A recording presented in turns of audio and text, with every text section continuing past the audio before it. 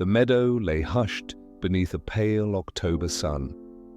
Lena Hart knelt in the brittle grass, breath fogging in the cold, her hand hovering inches from the mottled flank of a bobcat. Its sides rose and fell in shallow, trembling waves. Golden eyes, dulled with exhaustion, still held her in their gaze. Somewhere in the trees a raven croaked, and the air carried the faint, metallic scent of blood. She whispered, barely louder than the wind, "I'm not leaving you." Hours later, rangers would say they'd never seen anything like it. Some even admitted quietly that it made them cry. Morning fell like a thin scarf, sliding down the gold-dead slopes, pooling in the valley, catching on the wooden porch rail of the cabin. Lena Hart stood there, coffee cup cradled between both hands, fingers flushed pink from the cold, steam curled upward, thinning into the damp October air. Below, Glacier National Park stretched open, green dark forests, amber meadows, and far off, the silver-white crown of snow that had not yet melted from the high ridges. The wind moved gently, not sharp. Not restless, just a slow breath through the pine needles, a hush that brushed the bare crowns of the aspens. She heard herself in that sound, a long, thin echo, stretching, fading, gone. The camera bumped against her hip as she stepped down. Its metal was cool, its weight a familiar pull at her side. A scratch marred the edge of the body. From the last trip south, the last job before everything came undone. She hadn't brought much when she moved here. Didn't need to. Her life had narrowed to the color of light and the voices of birds. Today the light was sharp, clean as a blade. It sliced a line between the forest's shadow and the fading gold of the grasslands. Her plan was small. Old Ranger's Loop, a short, familiar trail, safe, predictable. Just long enough to catch the final frames of autumn before the first real snow came down. The parking pull-off sat half in shadow. A battered pickup was parked at an angle, one door open. A ranger leaned against the frame, hat brim low, writing in a scuffed leather notebook. He looked up as she approached, nodded once. "Heading up the loop?" he asked, his voice low, measured. "Just a few hours." He tilted his head toward the trees. "Watch yourself. We've had reports of a bobcat limping near the old station. Might be hurt." The words caught, not hard, but like a pebble dropping into still water. She had photographed bobcats before, always at a distance. Always disappearing into the land if they didn't want to be seen. An injured one would be different. "I'll be careful," she said. His gaze lingered a moment longer before he bent back over his page. Boots on dry leaves, crisp, not loud. The forest was dim bright. Drops of frost water fell one by one from the pine boughs. The warm, resin-rich scent of sap hung low in the still air. She stopped often, lifting the camera to catch the shallow curve of a deer print in snow crust, or a thread of light slipping between trunks to rest on the wing of a blue jay. She told herself this was why she walked alone, no one to hurry her, no one to break the stillness, but somewhere underneath, she knew it was also to avoid talking. Small questions could cut too close, too easily. By late morning, the sun had climbed enough to warm her back through the jacket. She sat on a fallen log, unscrewing the cap of her canteen. The metal was cold in her hand. A memory rose. Uninvited. Her father crouched beside her in a summer meadow, pointing to a soft mound in the grass. "Patience, Len. If you want to hear their story, you have to stay quiet longer than they expect." A small smile touched her lips, then vanished. The trail narrowed as it bent toward the old ranger station, a squat, low-roofed building with broken windows and sun-bleached siding. Empty for years, Most hikers avoided it. She didn't. There was beauty in the way nature pulled its own back into itself. Movement. Quick, just off the edge of her vision. She froze. The grass swayed. Nothing. Then a chipmunk flashed through the leaves. She let out a quiet laugh. Still, the feeling stayed. A thin thread tugged at the back of her neck. Not fear, just knowing she wasn't entirely alone. The air shifted as she neared the station, sharper now, pine, damp leaves, and something metallic. Cold. Her plan had been simple. Circle the building, take a few frames of ivy climbing the chimney, and head back before the sun began to slip. But she would not make it all the way around, because in less than an hour, she would be kneeling in the grass, wind pressing cold into her cheek, her camera lying forgotten at her side, and the fragile breath of a wild creature would warm the space between them. The quiet she had been chasing for months would break, not with noise, but with the weight of a life she could not turn away from. The wind shifted, carrying with it a metallic edge, not strong, but enough to make her stop. Lena adjusted the camera strap on her shoulder. One more step, and the world seemed to narrow. The old ranger station stood ahead, its walls leaning into the weight of years. Boards grey with weather, windows clouded with dust. One shutter hung loose, tapping softly in the breeze. She moved slow, boots brushing over brittle grass. The silence here was thicker, as if the trees themselves were holding their breath. A flicker, low to the ground. She froze. At first, she thought it was a shadow. Then the shadow shifted, lifting its head. The bobcat lay in the grass, half hidden by the slope. His coat was mottled gold and brown, the pattern of fallen leaves in late October. Ears tipped with black tufts, one flicking at the sound of her breath. He was small for a bobcat, not a kitten, but not fully grown either, his ribs pressed against his skin, fur clumping where it was wet. One hind leg stretched at an unnatural angle, wrong, broken. His eyes found hers, amber, clear, unblinking. The space between them felt fragile, like the thinnest ice over deep water. She knelt slowly, hands open, camera sliding against her side. The bobcat did not move. His breath was shallow, each exhale a faint cloud in the cooling air. Some part of her knew she should turn back, find the ranger, bring help. But another part, the part that had led her down miles of empty trails, that had waited hours for a single frame of a wild bird's wing, kept her still. A blue jay called in the distance. The bobcat's ear turned toward the sound, then back to her. Minutes passed. Her knees began to ache from the cold ground. She shifted, careful not to break the line of sight. The air smelled faintly of damp leaves and iron. Somewhere behind the station, water dripped in a steady, hollow rhythm. His tail twitched once. Then he made a sound, not a growl, not a hiss, a soft, low chirp. It startled her. The sound felt out of place in the mouth of a wild predator. "Hey," she whispered. Her own voice sounded strange here, too human. She thought of the ranger's words, reports of a limping bobcat. This had to be the one, but how long had he been like this? Days? Longer? Her gaze dropped to the ground around him. No blood, but the grass was pressed flat, as if he had been lying here for hours.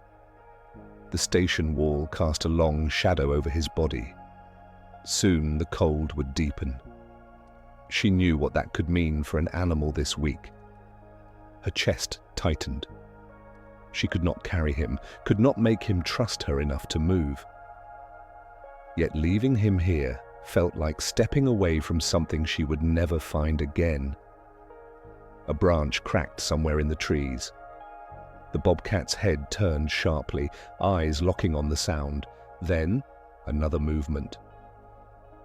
Behind the station, small, quick. Lena held her breath. From the shadows emerged two tiny shapes. Bobcat kittens, each no bigger than a rabbit. Their spots were clearer than his, their fur soft and unmarked. They stopped a few feet from him, ears flicking toward Lena, bodies low to the ground. One gave a faint, questioning mew. The injured bobcat shifted, a slow, deliberate motion, and the pain in it was visible. But he did not turn toward Lena. He turned toward them. They came closer. Climbing over his side, pressing small faces into his fur. It wasn't just an injured animal before her now, it was a guardian, a provider. In that moment, Lena understood this was not random. He had stayed here for them, even hurt, even starving, he had stayed. One of the kittens nosed at his mouth. He opened it slightly and she saw it, a scrap of something pale, meat. He had brought them food. Somehow, the thought struck deep. Through pain, through risk, he had gone out for them. And maybe that was why he had not run when she appeared. He could not leave them. The cold began to sink into her legs. She shifted, and the movement made the smaller kitten startle. Both stared at her, eyes wide. The older bobcat lifted his head, just slightly, and made the same low chirp as before. It was for them, not her. A signal, a reassurance. They settled again, one curling under his chin, the other at his broken leg. Her heart pounded. She needed to act. But she could not just rush in. If she spooked them, they could scatter into the woods, and the injured one, he would not get far. She thought of the ranger, the radio on his belt, the way he had looked at her when he warned her that morning. Slowly, she began to rise. The bobcat's eyes tracked her, but he did not move. She stepped back once, twice. Then she turned. Her breath felt heavy in her throat. Behind her, the shadow of the station swallowed them whole. By the time she reached the pull-off, the ranger was still there, leaning on his truck. He straightened at the sight of her. "You found him?" Not a question. "There are kittens," she said, her voice lower than she expected. He swore softly under his breath, reached for the radio. The words he spoke into it were clipped, urgent, a call for backup, for rescue.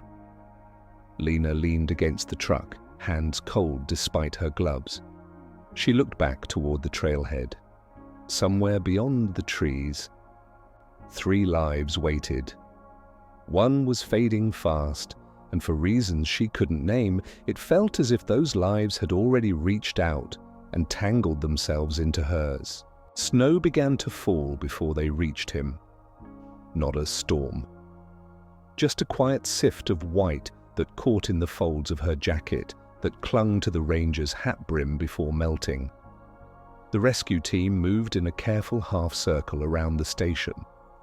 3 people, 2 carried nets, one had a thick canvas crate. Lena stayed behind them at first, her hands deep in her pockets, her breath steady but shallow. The bobcat lay where she had left him. The kittens were tucked tight against his flank. When the first stranger stepped into view, the older cat's head rose. A sound left his throat, a rumble pitched low, more warning than threat. The kittens pressed closer, ears flattened, eyes sharp as glass. The ranger held up one gloved hand. No one rushed, no one made the mistake of talking too loud. One of the rescuers crouched, moving in slow arcs. He spoke in a tone so soft it felt like it belonged to the cold air itself. Still, the bobcat did not relax. He kept his body between them and the kittens, even with that leg bent wrong beneath him. Lena stepped forward. The ranger glanced at her but didn't stop her. She moved into the same line of sight she'd held before. The bobcat's eyes found hers. Recognition flickered, not trust, but something less sharp than fear. She knelt, hands open, the snow gathered on her gloves and sleeves. "Hey," she said as she had earlier, the same word, the same tone. His ears twitched. The kittens peered at her, small bodies trembling. One rescuer shifted position, net ready. Lena lifted a hand slightly. "Wait." She took a breath, let it out slow. Her gaze never left the cats. "You stayed for them," she murmured. "They're safe now. Let us help you." The snow fell harder, catching in the thick fur along his shoulders. A flake melted on the raw skin near his wound.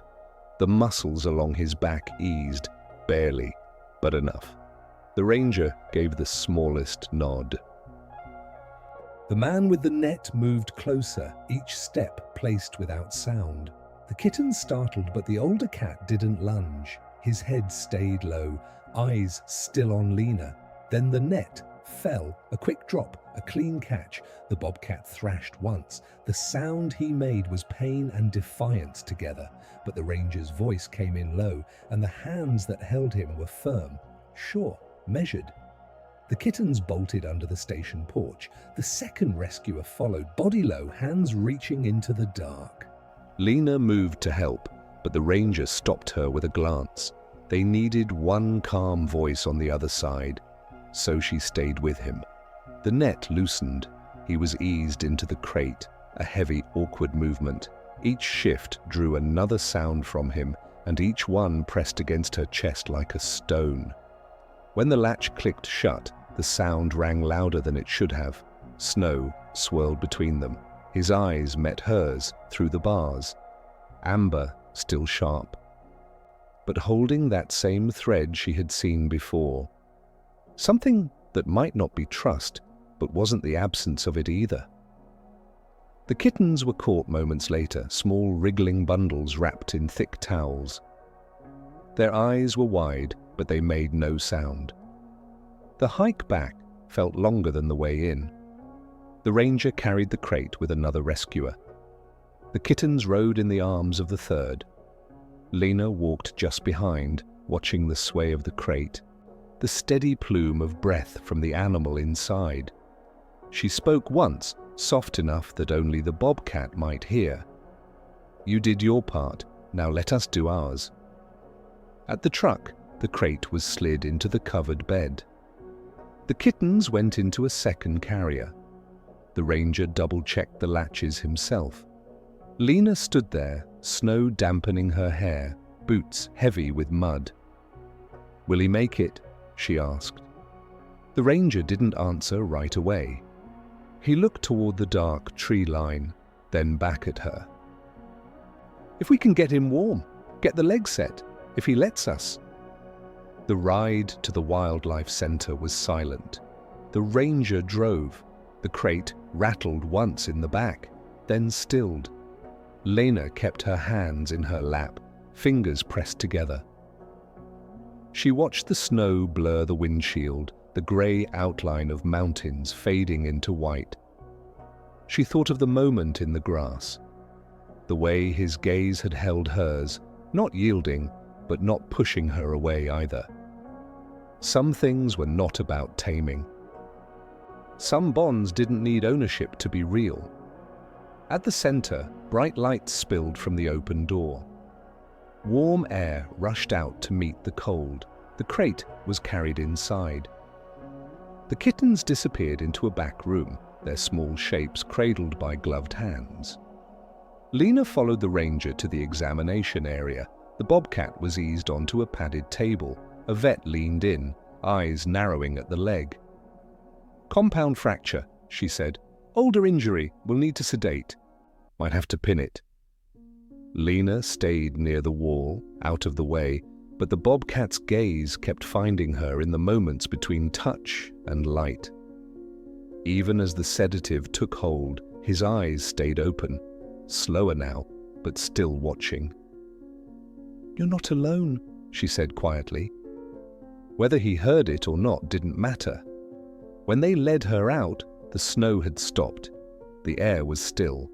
The mountains stood pale and sharp against the darkening sky. The ranger locked the truck. "You did good," he told her. She shook her head. "I just stayed." Sometimes that was all it took. Sometimes it was everything. The next morning, the mountains wore a crown of mist. It clung to the slopes, slid through the dark pines, and curled around the wildlife center's roof. Lena parked in the gravel lot, boots crunching through the frost.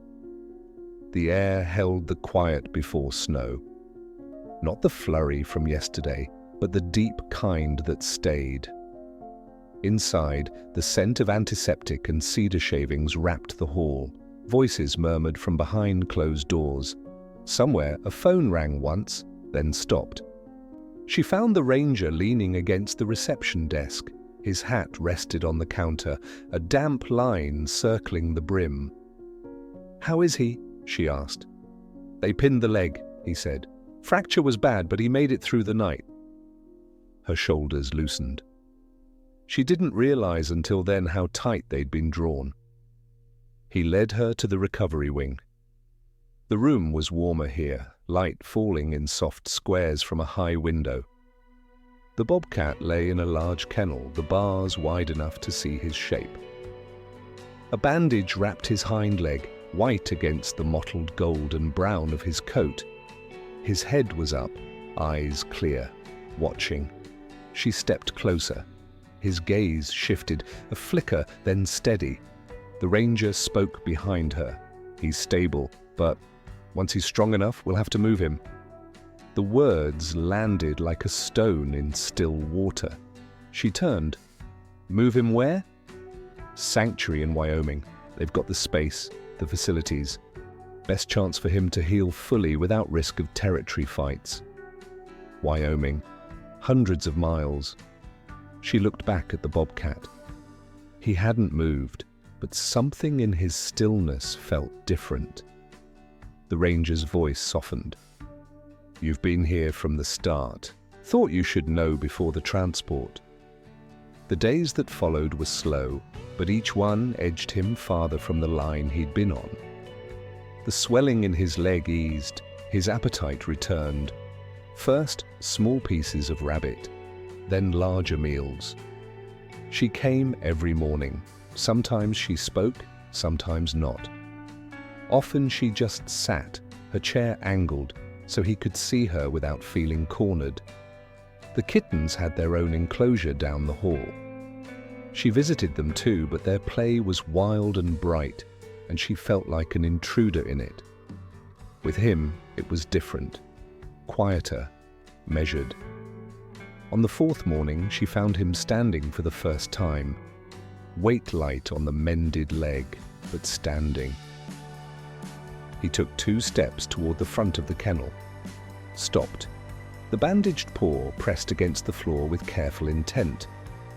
Their eyes met through the bars. A slow blink, deliberate.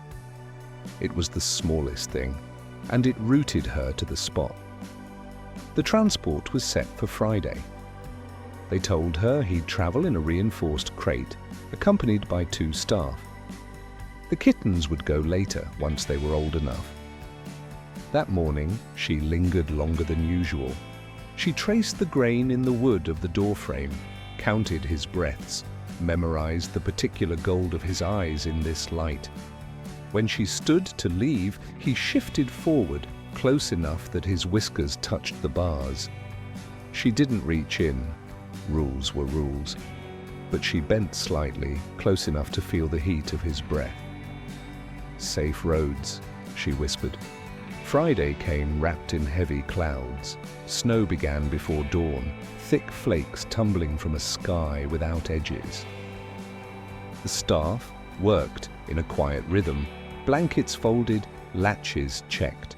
She helped carry supplies to the truck, not because they asked, but because her hands needed something to hold. When they brought him out, the crate swayed between them. He was silent inside. Not still, but silent.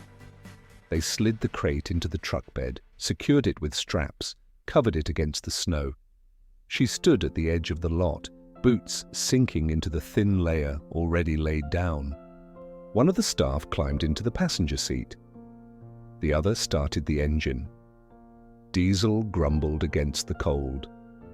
The ranger stepped over to her. "Thank you," he said. She nodded, not trusting her voice. The truck pulled away, tires crunching through snow and gravel.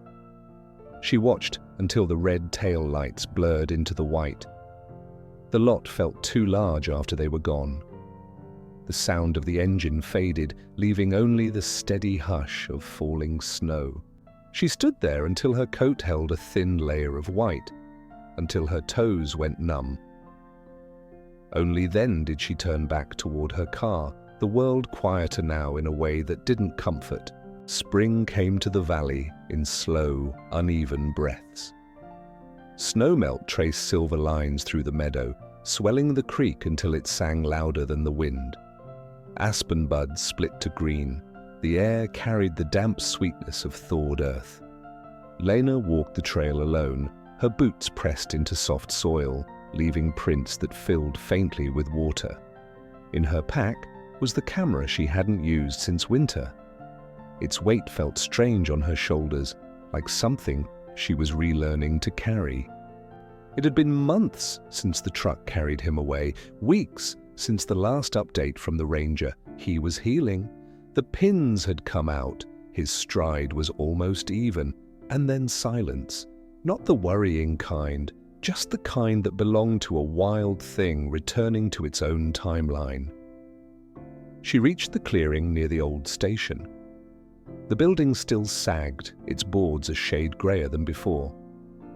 The grass here was high now, soft with the movement of wind. She stood still, letting the place settle around her.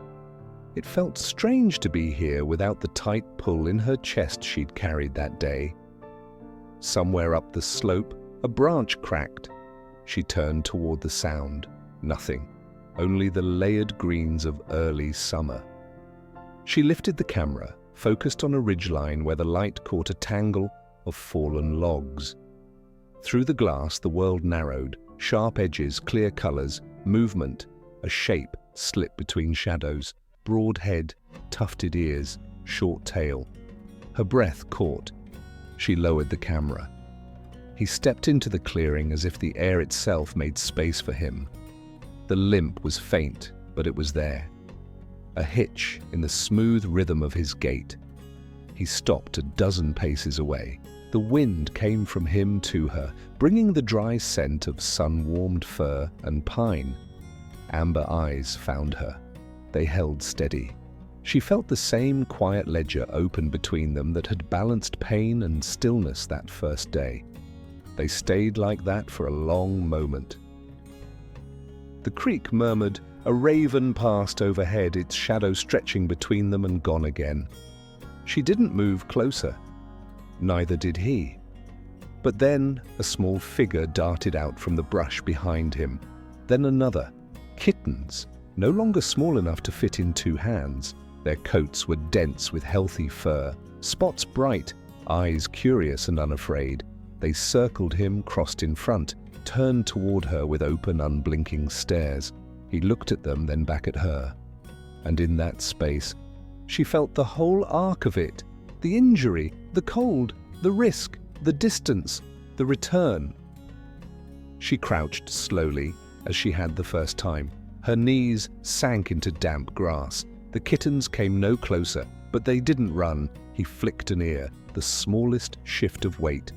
Then, as if deciding the moment had been enough, he turned toward the trees. The kittens followed, tails high, bodies quick. She stayed crouched until the sound of their passage faded. Her hands rested on her knees. Her breath slowed. It wasn't sadness she felt, not exactly. More like the deep exhale that comes when something you didn't dare imagine still happens anyway. The grass swayed in the wind. The station stood quiet. The creek kept its own rhythm. She lifted the camera, but the frame was empty now. On the hike back, she noticed small things. A feather caught in a low branch, the print of a paw pressed into soft earth, still sharp at the edges.